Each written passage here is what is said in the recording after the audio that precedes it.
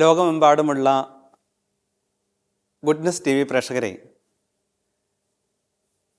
Goodness T V ഒരുക്കുന്ന divine voice പ്രാർത്ഥനാ നിമിഷങ്ങളിലേക്ക് നിങ്ങൾക്ക് ഏവർക്കും ഏറെ സ്നേഹപൂർവ്വം സ്വാഗതം.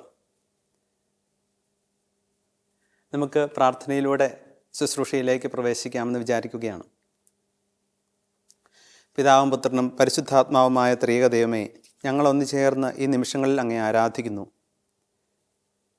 വ്യത്യസ്തമായ ഉത്തരവാദിത്തങ്ങളും ജോലികളും ചെയ്യുന്നതിൻ്റെ ഇടയിൽ ഈ ഒരു മണിക്കൂർ അങ്ങയോടൊപ്പം ആയിരിക്കാൻ, അങ്ങയുടെ സ്വരം ശ്രവിക്കാനായിട്ട് ഞങ്ങളെ ഒന്നിച്ചു ചേർത്തതിന്, ലോകത്തിൻ്റെ വ്യത്യസ്ത സ്ഥലങ്ങളിലും സാഹചര്യങ്ങളിലും ചുറ്റുപാടുകളിലും ഞങ്ങളെ ഒരുമിച്ച് കൂട്ടിയതിന് ഞങ്ങൾ ഒന്നു ചേർന്ന് നന്ദി പറയുന്നു. പുത്രനായ ഈശോയെ, യോഹന്നാന്റെ സുവിശേഷം 14:23 അങ്ങ് അരുളി ചെയ്തുവല്ലോ, എന്നെ സ്നേഹിക്കുന്നവൻ എൻ്റെ വചനം പാലിക്കും, അപ്പോൾ എൻ്റെ പിതാവ് അവനെ സ്നേഹിക്കുകയും ഞങ്ങൾ അവൻ്റെ അടുത്ത് വന്ന് അവനിൽ വാസമുറപ്പിക്കുകയും ചെയ്യും. ഈശോയെ, വചനങ്ങളിലൂടെ അങ്ങയോടൊപ്പം വാസമുറപ്പിക്കാൻ ഞങ്ങളെ ഈ മണിക്കൂറിലൂടെ ഒരുക്കണമേ, അനുഗ്രഹിക്കണമേ എന്ന് പ്രാർത്ഥിക്കുന്നു. പരിശുദ്ധ അമ്മേ, വിശുദ്ധ ഔസേപിതാവേ, ഞങ്ങളുടെ പ്രത്യേക മധ്യസ്ഥരെ, ഞങ്ങളുടെ മാലാഖമാരെ, ഞങ്ങളുടെ വിശുദ്ധരെ, ധന്യാത്മാക്കളെ, പുണ്യാത്മാക്കളെ, ഞങ്ങൾക്ക് വേണ്ടി ഈശോയുടെ വചനം ഹൃദയത്തിൽ ഗ്രഹിക്കാനും ശ്രവിക്കാനും വേണ്ട കൃപയ്ക്ക് വേണ്ടി സന്നിധിയിൽ പ്രാർത്ഥിക്കണമേ.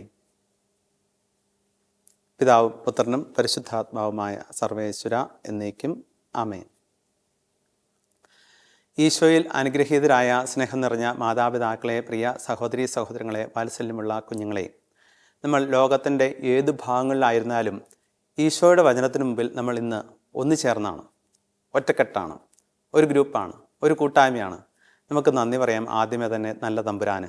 ഈ പ്രാർത്ഥനയിലൂടെ, വചനത്തിൻ്റെ വഴികളിലൂടെ നമ്മളെ ലോകത്തിൻ്റെ വിവിധ ഭാഗങ്ങളിലായിരുന്നാലും ഒന്നു ചേർക്കുന്നതിന് നമുക്ക് സ്നേഹപൂർവ്വം തമ്പുരാന് നന്ദി പറയാം.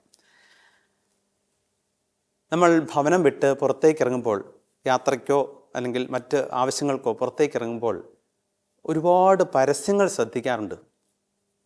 എല്ലാവരും തന്നെ എവിടെയെങ്കിലും വെച്ചിരിക്കുന്ന പരസ്യത്തിൽ കണ്ണ് പോകാതെ തിരികെ വരാറ് ഇല്ലാത്തവരാണ്.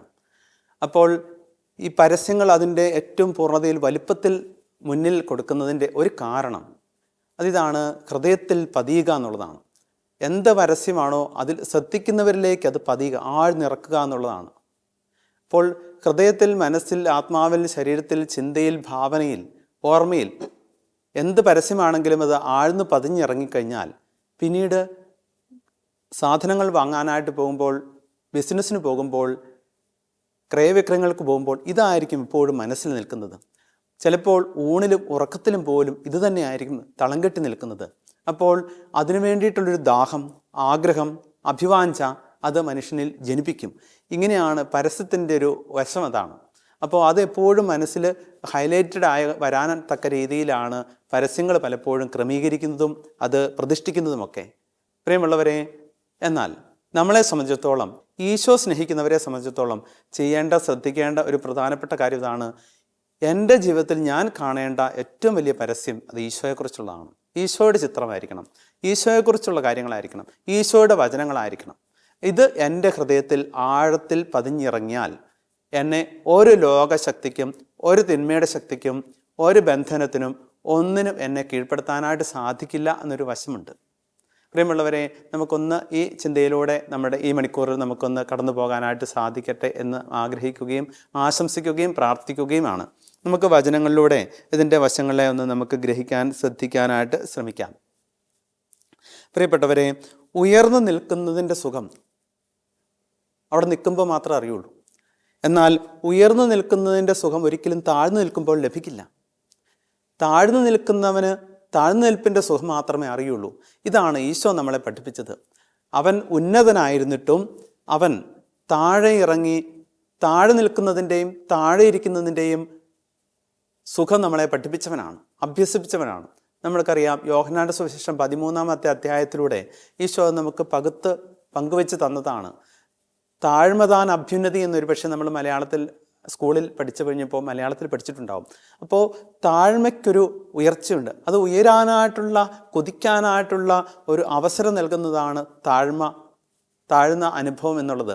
ഈശോ ശിഷ്യന്മാരുടെ പാദങ്ങളോളം താഴ്ന്നിറങ്ങിയിട്ടാണ് തൻ്റെ വലിപ്പം കാണിച്ചു തന്നത്. അല്ലാതെ മുകളിലിരുന്നിട്ടല്ല. മുകളിലിരുന്നിട്ട് പറയുകയോ അങ്ങോട്ടേക്ക് ക്ഷണിക്കുകയോ അല്ല ചെയ്തത്. ഈശോ താഴ്ന്നിറങ്ങിയ ശേഷം അവിടുന്ന് പങ്കുവെച്ചും പകുത്തും തന്നതാണ് താഴ്മതാൻ അഭ്യുന്നതി എന്നുള്ള വലിയ കാര്യം. പ്രിയമുള്ളവരെ, എന്നിട്ട് അവൻ പാദങ്ങൾ കഴുകി, ശിഷ്യന്മാരുടെ പാദങ്ങൾ കഴുകിയിട്ടാണ് സ്നേഹത്തിൻ്റെ പാഠവും മാതൃകയും പഠിപ്പിച്ചത്. ഇങ്ങനെ താഴ്ന്നിറങ്ങിയ ശേഷമാണ്. മുകളിലിരുന്ന് കഴിഞ്ഞാൽ സ്നേഹത്തിൻ്റെ പാഠം ഒരിക്കലും പഠിക്കാനും പഠിപ്പിക്കാനും പറ്റത്തില്ല. എന്നാൽ അതുകൊണ്ടാണ് അതിൻ്റെ പൂർണ്ണതയിൽ നമ്മളെ ഓരോരുത്തരെയും എത്തിക്കാൻ വേണ്ടിയിട്ട് അവൻ താഴ്ന്നിറങ്ങിയ ശേഷം ആ കാര്യം പകുത്തത്, പങ്കുവെച്ചത്, പഠിപ്പിച്ചത്. പ്രിയമുള്ളവരെ, അതുകൊണ്ടാണ് ഉന്നതത്തിൽ പിതാവിനോടൊപ്പമായിരുന്ന പുത്രൻ അവിടെ ഇരുന്നിട്ട് ഈ ഗലീലിലുടനീളം സ്നേഹിക്കാനായിട്ട് പറ്റത്തില്ല. ഇത് തിരിച്ചറിയാനായിട്ട് ജനത്തിന്, ഈ സാധാരണക്കാരായ നമുക്ക് സാധിക്കത്തില്ല, കുഞ്ഞു ബുദ്ധിയുള്ള നമുക്ക് സാധിക്കത്തില്ല. അപ്പോൾ അതുകൊണ്ട് കർത്താവ് ഉന്നതങ്ങളിൽ പിതാവിൻ്റെ വലതുഭാഗത്തിരുന്ന പുത്രനെ പിതാവ് അയച്ചതും അതിനാണ്, പുത്രൻ വന്നതും അതിനാണ്. പുത്രൻ വന്ന് മനുഷ്യൻ്റെ രൂപവും സാദൃശ്യവും എല്ലാം സ്വീകരിച്ചുകൊണ്ട് മനുഷ്യനോടൊപ്പമായിരുന്ന് അവൻ്റെ ജീവിത ശൈലി പോലും സ്വന്തമാക്കി, അതിനോട് താതാത്മ്യം പ്രാപിച്ച് അവനെ സ്വന്തമാക്കിയ ഒരു ചരിത്രവും ചിത്രവുമാണ് പ്രിയമുള്ളവരെ വിശുദ്ധ ഗ്രന്ഥത്തിലൂടെ കടന്നു പോകുമ്പോൾ നമ്മൾ ധ്യാനിക്കുന്നതും വായിക്കുന്നതും കാണുന്നതുമൊക്കെ. പ്രിയമുള്ളവരെ, അതുകൊണ്ട് ഇത് നമ്മളുടെ ജീവിതത്തിൽ ആഴ്ന്നിറങ്ങേണ്ട ഏറ്റവും വലിയ ചിത്രമെന്ന് പറയുന്നാൽ പുത്രൻ തമ്പുരാൻ്റെ ചിത്രമാണ്. അച്ഛൻ ആദ്യം സൂചിപ്പിച്ചല്ലോ, പരസ്യ ബോർഡ് നമ്മളെ എത്രമാത്രം നമ്മുടെ ഹൃദയത്തെ, മനസ്സിനെ, ചിന്തയെ, ഭാവനയെ ബാധിക്കുന്നുണ്ട്. അത് ഒരിക്കൽ ഉള്ളിൽ കയറി കഴിഞ്ഞാൽ പിന്നെ ഇറങ്ങിപ്പോവില്ല. ആകർഷകത്വം നൽകുന്ന പരസ്യം ഒരിക്കലും മനസ്സിൻ്റെ ഉള്ളിൽ നിന്ന് പോകത്തില്ല. പിന്നെ ആ പ്രൊഡക്റ്റ് വാങ്ങിക്കാൻ, എന്തെങ്കിലും പ്രൊഡക്റ്റിനെ കുറിച്ചുള്ള പരസ്യമാണെങ്കിൽ അത് വാങ്ങിക്കുന്നിടം വരെയും മനസ്സിന് അത് ശല്യം ചെയ്തുകൊണ്ടിരിക്കും. അപ്പോൾ ഈശോയെക്കുറിച്ചുള്ള ചിത്രം, ഈശോയുടെ രൂപം, ഈശോയെക്കുറിച്ചുള്ള ഭാവന, ഈശോയെക്കുറിച്ചുള്ള ഓർമ്മ, ഈശോയുടെ വചനങ്ങൾ, ഇതുപോലൊരു പരസ്യം നമ്മൾ എങ്ങനെ ഉൾക്കൊള്ളുന്നു, അംഗീകരിക്കുന്നു, ഏറ്റെടുക്കുന്നു, കാണുന്നു, അത് സ്വാംശീകരിച്ചെടുക്കുന്നു, അതുപോലെ ഇങ്ങനെ നമ്മൾ ഈ ആത്മീയ കാര്യത്തിൽ ശ്രദ്ധ ചെലുത്തുന്നില്ലെങ്കിൽ എപ്പോഴും നമ്മൾ ലോകത്തിൻ്റെ അടിമയായിട്ട് മാറിക്കൊണ്ടിരിക്കും. അപ്പോൾ ഈശോയുടെ ചിത്രവും രൂപവും ഭാവവും വചനങ്ങളും നമ്മളുടെ ഉള്ളിൽ ആഴ്ന്ന് പതിഞ്ഞിറങ്ങേണ്ടതിൻ്റെ ആവശ്യകത നമ്മളൊന്ന് മനസ്സിലാക്കുന്നത് നല്ലതാണെന്ന് തോന്നുന്നു. അപ്പോൾ ഈശോയെക്കുറിച്ച് ഓർമ്മ എപ്പോഴും സൂക്ഷിക്കുന്ന ഒരു വ്യക്തിയെ ഒരിക്കലും ഒരു തിന്മയുടെ സ്വാധീനവും കീഴ്പ്പെടുത്തില്ല. ഈശോയുടെ വചനങ്ങൾ ഉള്ളിൽ സൂക്ഷിക്കുന്ന ഒരു വ്യക്തിയുടെ ആധരങ്ങളിലൂടെ ഒരിക്കലും ഒരു മോശമായിട്ടുള്ള കാര്യം വരാൻ പരിശുദ്ധാത്മാവ് അനുവദിക്കില്ല. പ്രിയമുള്ളവരെ, ഇതിന് നമ്മൾ കാതു കൊടുക്കണം, ശ്രദ്ധ കൊടുക്കണം. ശ്രദ്ധിക്കാതെ നമ്മളൊരു വചനം വായിച്ച് കടന്നു പോയെന്ന് വിചാരിച്ചതാവില്ല. മറിച്ച് ഈശോയുടെ വചനങ്ങൾ ഹൃദയത്തിലും മനസ്സിലും ആത്മാവിലും സൂക്ഷിക്കുന്ന അല്ലെങ്കിൽ ഓർമ്മിക്കുന്ന ഒരു വ്യക്തിയെ ഒരിക്കലും പരിശുദ്ധാത്മാവ് കൈവിടില്ല. ആ വ്യക്തിയുടെ ഹൃദയത്തിൽ വചനം സൂക്ഷിക്കുന്ന ഒരു വ്യക്തി, ആദരത്തിലൂടെ വചനം പറയുന്ന ഒരു വ്യക്തിയുടെ ആദരത്തിലൂടെ മോശമായത് പറയാനായിട്ട് പരിശുദ്ധാത്മാവ് അനുവദിക്കില്ല. വെറുതെ അങ്ങോട്ടും ഇങ്ങോട്ടും നടക്കുമ്പോൾ ഒരു വചനം പറയുന്നതിലല്ല, അതിൻ്റെ അർത്ഥം മനസ്സിലാക്കി അതിന് വിശ്വാസത്തോടെ അത് ഉള്ളിൽ സ്വീകരിക്കുന്ന ഒരു വ്യക്തിക്ക് ഒരിക്കലും ലൈൻ വിട്ട് സഞ്ചരിക്കാനായിട്ട് പറ്റത്തില്ല. തമ്പുരാൻ അനുവദിക്കില്ല. പരിശുദ്ധാത്മാവിലൂടെ അതിനുള്ള വലിയ ശക്തി അഭിഷേകം തരും. കാര്യം ഇപ്പോൾ ഉദാഹരണം പറഞ്ഞു കഴിഞ്ഞാൽ നമുക്കറിയാം, മനുഷ്യൻ്റെ ഒരു പ്രകൃതമാണല്ലോ, ഇപ്പോൾ ഇഷ്ടക്കേട് വന്നു കഴിഞ്ഞാൽ ദേഷ്യപ്പെടുക, പൊട്ടിത്തെറിക്കുക, എടുത്തിയാടി സംസാരിക്കുക എന്നുള്ളത് എല്ലാ മനുഷ്യനുള്ള ഒരു കാര്യമാണ്. പക്ഷേ ഇതൊക്കെ നമുക്കൊക്കെ സാധാരണമായിട്ടുള്ള കാര്യമാണ്. പക്ഷേ ഇത് അതിനുള്ള എല്ലാ തികട്ടി തിളച്ചു വരും മനുഷ്യ ജീവിതത്തിൽ. പക്ഷേ ഇങ്ങനെ വചനവും സ്തുതികളുമൊക്കെ ജീവിതത്തിൻ്റെ ഉള്ളിൽ, മനസ്സിൽ, ഹൃദയത്തിൽ സൂക്ഷിക്കുന്ന ഒരു വ്യക്തിയുടെ എല്ലാ മേഖലകളും, ഇന്ദ്രിയങ്ങളുടെ എല്ലാ മേഖലകളും ദൈവാത്മാവ് ഏറ്റെടുക്കുന്നതിനാൽ തിളച്ചും തികട്ടിയൊക്കെ വരും പ്രതികരിക്കാനും ഇടപെടാനും ചാടാനുമൊക്കെ. പക്ഷേ ആ നിമിഷത്തിൽ നമ്മുടെ ശ്രദ്ധ തിരിച്ചു കളയും. പരിശുദ്ധാത്മാവ് നമ്മുടെ ശ്രദ്ധ തിരിക്കും. എന്തെങ്കിലും ഒരു കാര്യം അപ്പുറത്തോ ഇപ്പുറത്തോ കൊണ്ടുവന്ന് എൻ്റെ ശ്രദ്ധ അതിൽ നിന്ന് തിരിച്ചുവിടും. അങ്ങനെ പൊട്ടിത്തെറിക്കാനുള്ള, എടുത്തു ചാടാനുള്ള, ദേഷ്യപ്പെടാനായിട്ടുള്ള ഭാവത്തെ ദൈവാത്മാവ് ബ്ലോക്ക് ചെയ്യും, തടസ്സപ്പെടുത്തും. പ്രിയമുള്ളവരെ, ഇതിൻ്റെ പ്രത്യേകത ഇതാണ്, ഉള്ളിൽ ആഴത്തിൽ തമ്പുരാൻ്റെ ചിത്രം പതിച്ച് വെക്കുക എന്നുള്ളതാണ്.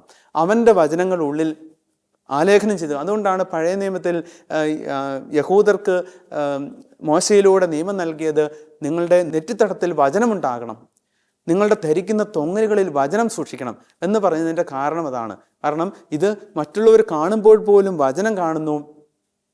അതുപോലെ തൊങ്ങലുകളിൽ വചനം എഴുതി, അത് കുനിഞ്ഞു നോക്കുമ്പോൾ വചനം അവിടെ കാണാനായിട്ട് പറ്റുന്നു. അപ്പോൾ വചനം വിട്ടൊരു വഴിയില്ല, വചനം വിട്ടൊരു വഴിയില്ല. അപ്പോൾ നമുക്കും പ്രിയമുള്ളവരെ ഇതൊക്കെ ഒന്ന് കാര്യം അന്ന് പഴയ നിയമത്തിൽ പറഞ്ഞതാണെങ്കിലും ഇന്നും നമുക്കത് സൂക്ഷിക്കേണ്ട ആവശ്യമുണ്ട്, സൂക്ഷിക്കേണ്ടവരാണ് നമ്മൾ എന്നുള്ള കാര്യം നമ്മൾ മറന്നു പോകരുത്, വിസ്മരിക്കരുത്. അപ്പോൾ അങ്ങനെ സൂക്ഷിച്ചു കഴിഞ്ഞാൽ പ്രത്യേകത, ഈശോ ഹൃദയത്തിൽ ഇണങ്ങിയ ഒരു വ്യക്തിയായിട്ട് ഞാൻ മാറിക്കഴിഞ്ഞാൽ ഈശോയുടെ ഹൃദയത്തിന് ഇണങ്ങിയ വ്യക്തിയായിട്ട് ഞാനും രൂപാന്തരപ്പെടും. അപ്പോൾ തിരുവചനത്തിലൂടെ നമ്മൾക്ക് കടന്നു പോയി കഴിഞ്ഞാൽ ഇങ്ങനെയാണ് നമുക്ക് കാണാൻ പറ്റും. ഈശോ ഹൃദയത്തിൽ പതിഞ്ഞതോടെ മത്തായി അവൻ്റെ പണി നിർത്തി. വിശുദ്ധ മത്തായെക്കുറിച്ച് പറയുന്നതാണ്. സുവിശേഷത്തിൽ ഈശോയുടെ ശിഷ്യനാണ്. ഈശോ തിരഞ്ഞെടുത്ത ശിഷ്യനായ മത്തായി അവൻ്റെ പണി നിർത്തി. എന്തുകൊണ്ട്? ഈശോ അവൻ്റെ ഉള്ളിൽ പതിഞ്ഞതുകൊണ്ട്. എന്ന് ഈശോ അവൻ്റെ ഉള്ളിൽ പതിഞ്ഞോ അന്ന് അവൻ്റെ പണി നിർത്തി. പണി എന്നായിരുന്നു? ചുങ്കം പിരിവായിരുന്നു. അത് ഒരു കൊള്ളലാഭം ഉണ്ടാക്കുന്ന ഒരു കാര്യമായിരുന്നു എന്നുള്ളതാണ് പഴയ നിയമ പശ്ചാത്തലം അനുസരിച്ച് നമ്മൾ മനസ്സിലാക്കുക.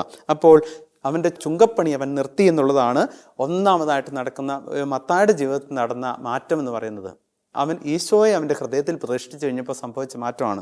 പ്രിയമുള്ളവരെ, മത്തായിയുടെ സുവിശേഷം 9-ാമത്തെ അധ്യായത്തിൽ 9-ാം തിരുവചനമാണിത്. അവൻ എഴുന്നേറ്റ് യേശുവിനെ അനുഗമിച്ചു. ഈശോ ഇടപെട്ടതോടുകൂടി സംഭവിച്ചതാണ്, ഈശോയെ കണ്ടതോടുകൂടി സംഭവിച്ചതാണ്. അപ്പോൾ ചുങ്കസ്ഥലത്തിരുന്നവൻ ഈശോയെ കണ്ടു കഴിഞ്ഞപ്പോൾ അവൻ ഈശോയുടെ രൂപഭാവങ്ങളെല്ലാം അവൻ്റെ ഹൃദയത്തിൽ പതിഞ്ഞു ഒറ്റ നോട്ടത്തിൽ. അതോടുകൂടി അവൻ്റെ പണി നിർത്തി. പിന്നെ ഈശോയ്ക്ക് വേണ്ടിയുള്ളതായി അവൻ്റെ എല്ലാ പണികളും. അവൻ്റെ കൈകളുടെ ഓരോ ചലനവും ഈശോയ്ക്ക് വേണ്ടിയുള്ളതായി. അവൻ്റെ വെക്കുന്ന ഓരോ ചുവടുകളും ഈശോയ്ക്ക് വേണ്ടിയിട്ടുള്ളതായി. പ്രിയമുള്ളവരെ, അതുകൊണ്ട് വിശുദ്ധ മത്തായി സ്ലിഹയുടെ തിരുനാളൊക്കെ ആഘോഷിക്കുമ്പോൾ വിശുദ്ധ മത്തായി സ്ലിഹയെക്കുറിച്ചൊക്കെ ഉള്ള കാര്യങ്ങൾ വായിക്കുമ്പോൾ ഒത്തിരി കാര്യങ്ങൾ നമുക്ക് മനസ്സിലാക്കാനും ബോധ്യം നൽകാനും ഇടയാക്കുന്ന കാര്യങ്ങളാണ്. പ്രിയമുള്ളവരെ, നമ്മൾ കാണും മത്തായിയുടെ സുവിശേഷം 4-ാമത്തെ അധ്യായം 19-20 തിരുവചനങ്ങൾ. പത്രോസും അന്ത്രയോസും ഈശോയെ അനുഗമിച്ചു. ഈശോയെ അനുഗമിച്ചു. കാരണം എന്താ? ഈശോയുടെ ചിത്രം, ഈശോയുടെ രൂപം അവരുടെ ഉള്ളിൽ പതിഞ്ഞു. ആഴത്തിൽ പതിഞ്ഞതുകൊണ്ട് കാര്യം വിളിച്ചതാണ്. വിളിച്ചെന്ന് വിചാരിച്ച ഉടനെ ജീവിതകാലം മുഴുവൻ അനുഗമിക്കണമെന്ന് നിർബന്ധമൊന്നുമില്ല. പക്ഷേ ജീവിതകാലം മുഴുവൻ ഈശോയെ അനുഗമിക്കാനായിട്ട് അവരെടുത്ത ആ ഒരു തിരഞ്ഞെടുപ്പ്, അതിൻ്റെ കാരണം എന്താ? ഈശോയുടെ രൂപവും ഭാവവും അവരുടെ ഹൃദയത്തിൽ ആഴത്തിൽ പതിഞ്ഞു എന്നുള്ള ഒറ്റ കാരണം കൊണ്ടാണ്. പിന്നീട് നമ്മൾ കാണുന്നുണ്ട്, തൽക്ഷണം ഈശോയുടെ രൂപഭാവങ്ങൾ അവരുടെ ഹൃദയത്തിൽ പതിഞ്ഞതോടുകൂടി തൽക്ഷണം അവർ വലകൾ ഉപേക്ഷിച്ച് അപ്പനെയും വിട്ടിട്ട് വള്ളവും വിട്ട് ഈശോ അനുഗമിച്ചു എന്നാണ് വചനം പങ്കുവയ്ക്കുന്നത്. മുന്നോട്ട് പോകുമ്പോൾ നമ്മൾ കാണും മത്തായിയുടെ സുവിശേഷം 4:22 സെബെദീപുത്രന്മാരായ യാക്കോബ് യോഹന്നാനും ഈശോ വിളിച്ചു. അവൻ്റെ പണിയാണ് അവൻ വിളിക്കുക എന്നുള്ളത്, ഉത്തരവാദിത്വമായിരുന്നു. വിളിച്ചു. അനുഗമിക്കുക എന്നുള്ളത് ഇവരുടെ പണിയാണ്, ഉത്തരവാദിത്വമാണ്, കടമയാണ്. അവർ എന്ത് ചെയ്തു? അവർ തൽക്ഷണം വഞ്ചി ഉപേക്ഷിച്ച് പിതാവിനെയും വിട്ട് ഈശോ അനുഗമിച്ചു എന്നാണ് വചനം പങ്കുവയ്ക്കുക. അതാണ് പ്രിയമുള്ളവരെ, അതുകൊണ്ട് ഈശോ ഹൃദയത്തിൽ പതിയണം. ഈശോയെ പരിശുദ്ധ കുർബാനയിലൂടെ ഈശോയെ സ്വീകരിക്കുന്ന നമ്മളുടെ ഒക്കെ ഉള്ളിൽ യഥാർത്ഥത്തിൽ പതിഞ്ഞിരിക്കുന്നത് റോഡിലൂടെ പോകുമ്പോൾ, വാഹനത്തിലൂടെ പോകുമ്പോൾ വഴിയോരങ്ങളിലുള്ള പരസ്യങ്ങളാണോ അതോ സ്വീകരിക്കുന്ന ഈശോയാണോ എന്ന് നമ്മൾ പുനഃപരിശോധിക്കണം. പ്രിയമുള്ളവരെ, വളരെ പ്രധാനപ്പെട്ട കാര്യമാണ് ജീവിതത്തിൽ. ഈശോ എൻ്റെ ഉള്ളിൽ പതിഞ്ഞിട്ടുണ്ടോ അതോ പരസ്യ ബോർഡുകളാണോ? ഏതെല്ലാം പ്രൊഡക്റ്റിൻ്റെ പരസ്യങ്ങൾ നമ്മൾ കണ്ടിട്ടുണ്ട് ഇത്ര നാൾ ഉള്ള ജീവിതത്തിൽ. ഇതിൽ ഏതൊക്കെ ഇപ്പോഴും നമ്മുടെ ഉള്ളിൽ ആലേഖനം ചെയ്ത് പലതും കിടക്കുന്നില്ലേ? നമ്മൾ പുനഃപരിശോധിക്കണം. എന്നിട്ട് ഇത്ര നാൾ ആദ്യ കുർബാന സ്വീകരിച്ചത് മുതൽ ഇത്ര നാൾ എത്രയോ പ്രാവശ്യം നമ്മൾ വിശുദ്ധ കുർബാനയിൽ പങ്കെടുത്തു. ഈശോയുടെ ചിത്രത്തെ തൊട്ട് വണങ്ങി, ഈശോയുടെ ചിത്രത്തിന് മുമ്പിൽ ഇരുന്ന് പ്രാർത്ഥിച്ചു. സന്ധ്യാപ്രാർത്ഥനകൾ, ഈശോയുടെ രൂപഭാവഭേദങ്ങളെക്കുറിച്ച് നമ്മൾ പല പ്രാവശ്യം പലരോട് പല ആവർത്തി നമ്മൾ സംസാര വിഷയമാക്കിയിട്ടുണ്ട്. മലനാട്ടിലെങ്ങും സംസാര വിഷയം അതിനെക്കുറിച്ച് പങ്കുവയ്ക്കുന്നതിനുണ്ട്, സുവിശേഷത്തിൽ പങ്കുവയ്ക്കുന്നുണ്ട്. അത് യോഹന്നാൻ്റെ കാര്യത്തെക്കുറിച്ച്, യോഹന്നാൻ്റെ ജനനത്തെക്കുറിച്ച്. പ്രിയമുള്ളവരെ, ഇതെല്ലാം നമ്മളുടെ ജീവിതത്തിൽ സംഭവിച്ചെങ്കിലും യഥാർത്ഥത്തിൽ ഈശോയുടെ ചിത്രം എൻ്റെ ഉള്ളിൽ ആലേഖനം ചെയ്യപ്പെട്ടിട്ടുണ്ടോ? ഈശോ എൻ്റെ ഉള്ളിൽ പതിഞ്ഞിട്ടുണ്ടോ? ഈശോയെക്കുറിച്ചുള്ള ചിന്ത, ഈശോയെക്കുറിച്ചുള്ള ഭാവന, ഈശോയെക്കുറിച്ചുള്ള ഓർമ്മ, ഈശോയുടെ വചനങ്ങൾ എൻ്റെ ഉള്ളിൽ തറച്ചിട്ടുണ്ടോ? എഴുതപ്പെട്ടിട്ടുണ്ടോ? മങ്ങലേൽക്കാതെ കിടക്കുന്നുണ്ടോ? അതോ ചില സുഖങ്ങൾ, പാപസുഖങ്ങൾ, ചില ചായ്ച്ചിലുകൾ, ചില തോന്നലുകൾ, ചില ഓർമ്മകൾ, ചില ഓർമ്മപ്പെടുത്തലുകൾ, ലോകത്തിൻ്റെതായിട്ടുള്ള ചില മോഹങ്ങൾ, ചില ആസക്തികൾ, അതുപോലെ അഹങ്കാരം, ഇങ്ങനെയുള്ള കാര്യങ്ങൾ കയറി എൻ്റെ ഈശോ, എൻ്റെ ഉള്ളിൽ വന്ന ഈശോയുടെ ചിത്രം മായ്ച്ചു കളയാനായിട്ടിടയായിട്ടുണ്ടോ? മനഃപൂർവ്വമല്ലാതെയും. അങ്ങനെ ഈശോയുടെ ചിത്രത്തിന് പകരം മറ്റേതെങ്കിലും ചിത്രങ്ങൾ ഞാൻ എൻ്റെ ഉള്ളിൽ പ്രതിഷ്ഠിച്ചിട്ടുണ്ടോ? നമ്മൾ ഒന്ന് പുനഃപരിശോധിക്കുന്നത് നല്ലതാണെന്ന് തോന്നുകയാണ്. പ്രിയമുള്ളവരെ, ഇതാണ് നമുക്കിന്ന് ഗുഡ്നസ് ടി വി നൽകാനായിട്ടുള്ള ഡിവൈൻ വോയിസ് എന്ന് പറയുന്നത്. നമ്മളുടെ ഉള്ളിൽ ആലേഖനം ചെയ്യപ്പെട്ടിരിക്കുന്ന ചിന്തയും ചിത്രവും ആരുടേതാണ്, എന്തിൻ്റെതാണ്, എത്രമാത്രം ശക്തമായിട്ടാണ് ആലേഖനം ചെയ്തിട്ടുള്ളത്, നമുക്കൊന്ന് പുനഃപരിശോധിക്കാനായിട്ട് സാധിക്കട്ടെ. പ്രിയമുള്ളവരെ, ഈശോ ഹൃദയത്തിൽ ആഴത്തിൽ പതിഞ്ഞിറങ്ങിയ ഒരു സമറിയാക്കാരിയുടെ ചിത്രം നമ്മൾ കാണുന്നുണ്ട് യോഹന്നാന്റെ സുവിശേഷം 4-ാമത്തെ അധ്യായത്തിൽ. പ്രിയമുള്ളവരെ, കിണറ്റുകരയിൽ വെച്ചിട്ട് ഒറ്റ കാഴ്ച നടന്നിട്ടുള്ളൂ അവർ തമ്മിൽ, ഈശോയും സമറിയാക്കാരും തമ്മിൽ. അധികം സമയമാകുന്നതിന് മുമ്പേ അവളുടെ ഉള്ളിൽ ആ ഈശോ, കിണറ്റുകരയിൽ ദാഹത്തോടെ വന്നു നിന്ന ഈശോയുടെ ചിത്രം അവളുടെ ഉള്ളിൽ പതിഞ്ഞു. അതോടുകൂടി അവൾ കൊണ്ടുവന്ന് നാളുകളായിട്ട്, ഒരുപക്ഷെ വർഷങ്ങളായിട്ട് ഉപയോഗിച്ചുകൊണ്ടിരുന്ന കുടമായിരിക്കാം, കുടം അവിടെ വെച്ചു. വർഷങ്ങളായിട്ട് ഉപയോഗിച്ചുകൊണ്ടിരുന്ന കുടം അവിടെ വെച്ചിട്ട് പിന്നെ അവളുടെ ഉള്ളിൽ കയറിയ, അവളുടെ ഒക്കത്തിരിക്കാനിടയായ കുടം എന്ന് പറയുന്നത് ഈശോയാണ്. പിന്നെ അവൾ കുടവും പേറിയല്ല പോയത്, ഈശോയും പേറിയാണ് പട്ടണത്തിലേക്ക് പോയത്. കുടത്തിൽ വെള്ളം നിറച്ച് പോകേണ്ട അവൾ ഈശോയും ചുമന്നുകൊണ്ടാണ് പട്ടണത്തിലേക്ക് പോയത്. എന്നിട്ടോ അവരുടെ മുൻപിൽ പോയി പ്രഘോഷിക്കുകയാണ്. ഈശോയെ പ്രഘോഷിച്ച സമറിയക്കാരി ഈശോ ഹൃദയത്തിൽ ആഴത്തിൽ പതിഞ്ഞിറങ്ങിയപ്പോൾ സംഭവിച്ച മാറ്റമാണ്. പിന്നെ അവൾ ജീവിച്ചത് മുഴുവൻ 6 പേർക്ക് വേണ്ടിയല്ല. 5 ഭർത്താക്കന്മാർ, ഇപ്പോഴുള്ളവൻ നിന്റെ ഭർത്താവല്ല, 6 പേർക്ക് വേണ്ടിയല്ല പിന്നെ അവൾ ജീവിച്ചത്, പിന്നെ ഈശോയ്ക്ക് വേണ്ടിയാണ് അവൾ ജീവിച്ചത്. പിന്നെ 6 പേർക്ക് വേണ്ടിയല്ല അവൾ നിലകൊണ്ടത്, ഈശോയ്ക്ക് വേണ്ടിയാണ് അവൾ നിലകൊണ്ടത്. പിന്നെ 6 പേരെക്കുറിച്ചല്ല അവൾ സംസാരിച്ചത്, ഈശോയെക്കുറിച്ചാണ് അവൾ സംസാരിച്ചത്. പിന്നെ 6 പേരോടല്ല അവൾ ഇടപെട്ടതും സംസാരിച്ചതും, ഈശോയെക്കുറിച്ചും ഈശോയിലുമാണ് അവളുടെ ചിന്തയും ചിത്രവും ഭാവനയും എല്ലാം നിലനിന്നത്. പ്രിയമുള്ളവരെ, മുന്നോട്ട് പോകുമ്പോൾ നമ്മൾ കാണും ഈശോയെ ഹൃദയത്തിൽ പതിപ്പിച്ച പൗലോസ്ലീഹയുടെ ചിത്രം. അവസാനം ജീവിതം രക്തബലിയാക്കി തീർക്കുന്നത് വരെയും ഈശോയുടെ ചിത്രമായിരുന്നു പൗലോസിൻ്റെ ഹൃദയത്തിലും ചിന്തയിലും ഭാവനയിലും ഓർമ്മയിലും എല്ലാം നിലനിന്നിരുന്നത് നമ്മൾ വിശുദ്ധ ഗ്രന്ഥത്തിൻ്റെ വഴിയിലൂടെ പോകുമ്പോൾ കാണും. അപ്പോൾ നമ്മൾ കാണുന്നുണ്ട് അപ്പസ്തോല പ്രവർത്തനങ്ങൾ ആദ്യ അധ്യായങ്ങളിൽ കുതിരപ്പുറത്ത് ക്രിസ്ത്യാനികളെ പീഡിപ്പിക്കാൻ വേണ്ടി യാത്ര ചെയ്തിരുന്ന സാവുൾ എന്ന പൗലോസ് കുതിരപ്പുറത്തൊന്നും മിന്നലൊളി പതിച്ച് വീഴുകയാണ്. എന്നിട്ട് മറ്റൊരാളുടെ സഹായത്തോടു കൂടിയാണ് എടുത്തുകൊണ്ട് പോകുന്നതും പിന്നെ ശുശ്രൂഷിക്കുന്നതും പരിചരിക്കുന്നതും. അതോടുകൂടി യഥാർത്ഥത്തിൽ ഒരു വലിയ തിരുത്തൽ ജീവിതത്തിൽ വരുവാണ്. ആ മിന്നലൊളി യഥാർത്ഥത്തിൽ അവൻ്റെ ചങ്കത്ത്, അവൻ്റെ ഹൃദയത്തിൽ പതിപ്പിച്ചത് ഈശോയുടെ ചിത്രമായിരുന്നു. ആ മിന്നലൊളി സാവൂളിൻ്റെ ഹൃദയത്തിൽ പതിപ്പിച്ചത് നമുക്കറിയാം, ക്യാമറ കൊണ്ടാണല്ലോ ഫോട്ടോ എടുക്കുന്നത്. അപ്പോൾ എന്ന് പറഞ്ഞതുപോലെ ആ മിന്നലൊളി ഒരു ക്യാമറയായിരുന്നു, ഒരു ഫോട്ടോ എടുക്കലായിരുന്നു. ഈശോയുടെ ഫോട്ടോ എടുത്ത് അവൻ്റെ ഹൃദയത്തിൽ പതിപ്പിച്ച നിമിഷമായിരുന്നു അത്. ഈശോയുടെ ഫോട്ടോ, പിക്ചർ, ചിത്രം അവൻ്റെ ഹൃദയത്തിൽ പതിഞ്ഞതോടുകൂടി പിന്നീട് ഊണുമുറക്കവും യാത്രകളും എല്ലാം ഈശോയ്ക്ക് വേണ്ടി മാത്രമുള്ളതാക്കി മാറ്റി. നമ്മൾ ലേഖന ഭാഗത്തിലൂടെയാണല്ലോ വിശുദ്ധ പൗലോസ്ലീഹയെ പരിചയപ്പെടുന്നത്. പ്രിയമുള്ളവരെ, ഏറ്റവും വലിയ ഈശോയെ സ്വന്തമാക്കിയ ഒരു വ്യക്തിത്വമായിരുന്നു വിശുദ്ധ പൗലോസ്ലീഹ എന്ന് ലേഖനങ്ങളെല്ലാം വായിക്കുമ്പോൾ നമ്മൾ കാണും. കൊറിന്തോസ്യർക്ക് എഴുതിയ 2-ാം ലേഖനത്തിൽ 11-ാമത്തെ അധ്യായത്തിൽ ഏതാനും ചില വചനങ്ങളൊന്ന് വായിക്കാനായിട്ട് ആഗ്രഹിക്കുകയാണ്. കൊറിന്തോസ്യർക്ക് എഴുതിയ 2-ാം ലേഖനം 11-ാമത്തെ അധ്യായം 23 മുതലുള്ള തിരുവചനം. വളരെ കൂടുതൽ കാരാഗ്രഹവാസം അനുഭവിച്ചതിനെ കുറിച്ച് പൗലോസ്ലീഹ തുടങ്ങുകയാണ്. വളരെ കൂടുതൽ കാരാഗ്രഹവാസം അനുഭവിച്ചു, എണ്ണമറ്റ വിധം പ്രഹരമേറ്റു, പലതവണ മരണവക്ത്രത്തിലകപ്പെട്ടു, 5 പ്രാവശ്യം യഹൂദരുടെ കൈകളിൽ നിന്ന് 1 കുറയാതെ 40 അടി വീതം ഞാൻ കൊണ്ടു, 3 പ്രാവശ്യം വടികൊണ്ടടിക്കപ്പെട്ടു, ഒരിക്കൽ കല്ലെറിയപ്പെട്ടു, 3 പ്രാവശ്യം കപ്പൽ അപകടത്തിൽപ്പെട്ടു, 1 രാത്രിയും 1 പകലും കടലിൽ ഒഴുകി നടന്നു. തുടരെയുള്ള യാത്രകൾക്കിടയിൽ നദികളിൽ വെച്ചും കൊള്ളക്കാരിൽ വെച്ചും സ്വന്തക്കാരിൽ വെച്ചും വിജാതീരിൽ നിന്നും എനിക്ക് അപകടങ്ങളുണ്ടായി. നഗരത്തിൽ വെച്ചും വിജനപ്രദേശത്ത് വെച്ചും കടലിൽ വെച്ചും അപകടങ്ങളിൽ അകപ്പെട്ടു. വ്യാജ സഹോദരന്മാരിൽ നിന്നുള്ള അപകടങ്ങൾക്കും ഞാൻ അധീനനായി. കഠിനാധ്വാനത്തിലും വിഷമസന്ധികളിലും നിരവധി രാത്രികളിലെ ജാഗരണത്തിലും വിശപ്പിലും ദാഹത്തിലും പലപ്പോഴും ഉപവാസത്തിലും തണുപ്പിലും നഗ്നതയിലും ഞാൻ ജീവിച്ചു. ഇവയ്ക്കെല്ലാം പുറമേ സകല സഭകളെയും കുറിച്ചുള്ള എൻ്റെ ഉത്കണ്ഠ അനുദിനം എന്നെ അലട്ടിക്കൊണ്ടുവരുന്നു.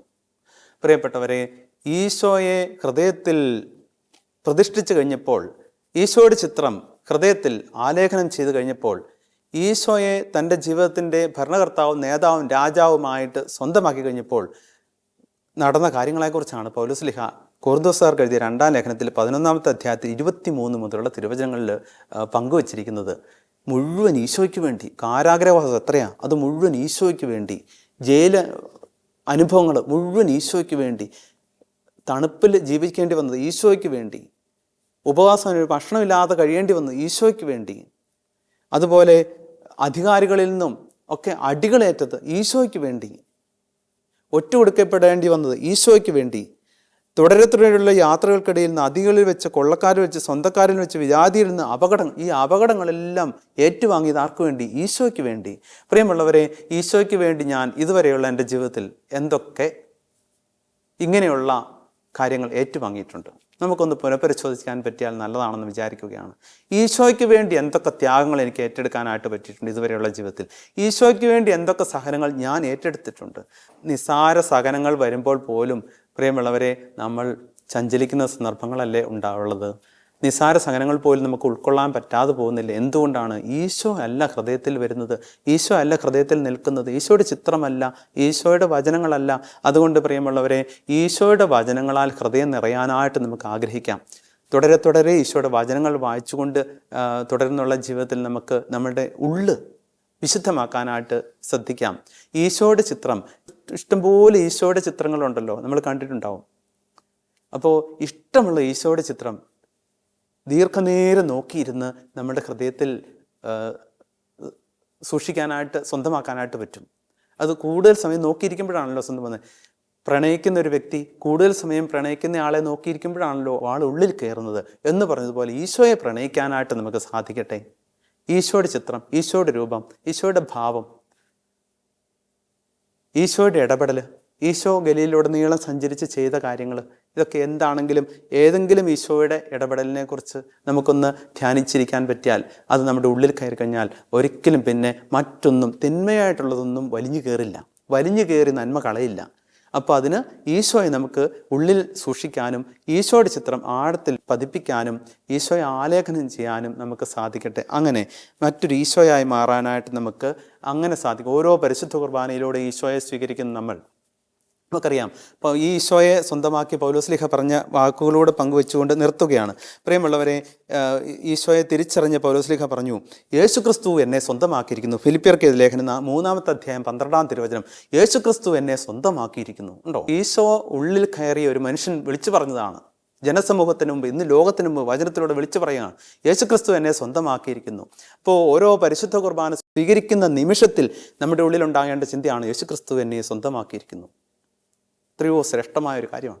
ഇനി ഈശോയെ സ്വീകരിച്ച്, വിശുദ്ധ കുർബാനയിലൂടെ ഈശോയെ സ്വീകരിച്ച് ദേവാലയത്തിൻ്റെ വാതിൽ തുറന്ന് പുറത്തേക്ക് ഇറങ്ങുമ്പോൾ ഉണ്ടാകേണ്ട മറ്റൊരു വചനമാണ്, ചിന്തയാണ് ഗലാത്യ 2:20. അതിതാണ്, ഇനിമേൽ ഞാനല്ല ക്രിസ്തുവാണ് എന്നിൽ ജീവിക്കുന്നതെന്നുള്ള ചിന്തയോടുകൂടി നമുക്ക് ദേവാലയം വിടാൻ പറ്റിയാൽ, പ്രിയമുള്ളവരെ, അന്ന് മുഴുവൻ ഈ രണ്ട് കാര്യങ്ങൾ ഈശോയാണ് ഭരണം നടത്തുന്നത്. ഇനിമേൽ ഞാനല്ല, വിശുദ്ധ കുർബാനയ്ക്ക് വന്നപ്പോൾ ഞാനായിരുന്നു, ഈശോയെ സ്വീകരിച്ചതോടുകൂടി ഇനി ഞാനല്ല, ക്രിസ്തുവാണ് എന്നിൽ ജീവിക്കുന്നെന്നുള്ള പൗലോസ്ലീഹ വിളിച്ചു പറഞ്ഞ ആ ഭാവം നമുക്കും നമ്മുടെ ഉള്ളിൽ വിളിച്ചു പറഞ്ഞുകൊണ്ട് നടക്കാൻ പറ്റിയാൽ, പ്രിയമുള്ളവരെ, നമ്മൾ കൈകൊണ്ട് കൊടുക്കുന്ന എന്തിലും ഈശോ ഉണ്ടാവും. കാലുകൊണ്ട് വെക്കുന്ന ഓരോ ചുവടിലും ഈശോ ഉണ്ടാവും, ഈശോ സ്പർശം ഉണ്ടാവും. അതിന് നമുക്ക് ഓരോരുത്തർക്കും തുടർന്നുള്ള ജീവിതത്തിൽ, ദിവസങ്ങളിൽ, മണിക്കൂറുകളിൽ സാധിക്കട്ടെ എന്ന് പ്രത്യേകമായിട്ട് പ്രാർത്ഥിക്കുന്നു, ആശംസിക്കുന്നു. ഈശോ നമ്മെ സമൃദ്ധമായി അനുഗ്രഹിക്കട്ടെ. ആമേൻ.